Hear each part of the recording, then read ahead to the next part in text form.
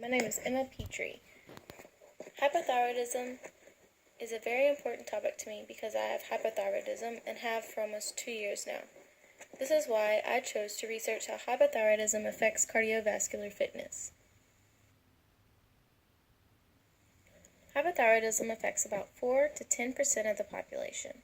It affects predominantly women, and the risk increases with age. Hypothyroidism is defined as low levels of the thyroid hormones T3 and T4, resulting in elevated levels of thyroid-stimulating hormone TSH.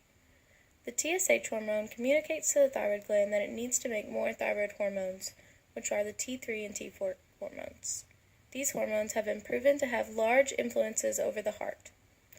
Hypothyroidism patients have symptoms of a decreased heart rate and a decreased stroke volume. The afterload is decreased, causing the heart to not be able to pump blood through the body with enough force and volume. This can cause serious issues with blood pressure, cholesterol levels, hardened arteries, and can even lead to serious heart problems such as afibrillation.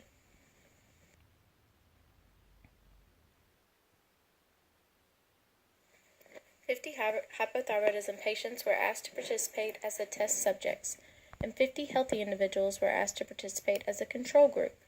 The test subjects were required to have hypothyroidism for at least a year, and both groups were required to be between the ages of 20 to 40 years old.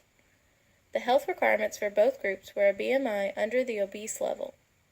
We recorded the heart rate and stroke volume for both groups at rest and after a 15-minute bout of exercise at a medium intensity. To obtain our data, we used a heart rate monitor and the cheetah-nicum. This was repeated over 5 consecutive days. The formula for cardiac output is heart rate times stroke volume. Therefore, we calculated the cardiac output by using the data of the group's heart rate and stroke volume.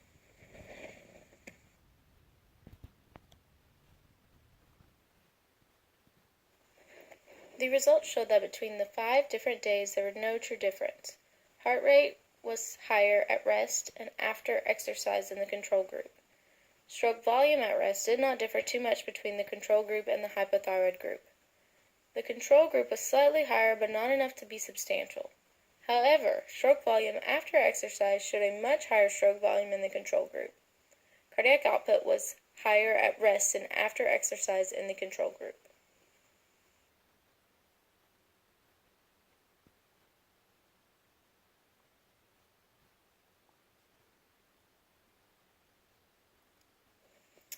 The data proved that hypothyroidism patients had a lower cardiac output at rest and after exercises versus the control patients.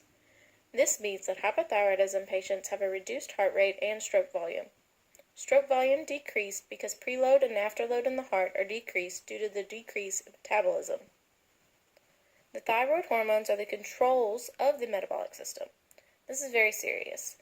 The heart is the driving force of life. Without the heart, we would be dead. Hypothyroidism is a relatively new research subject, and not very many long-term research has been done.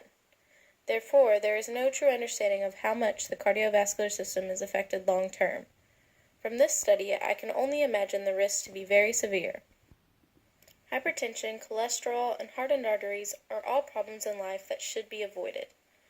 Consequently, hypothyroidism can be a dangerous disorder.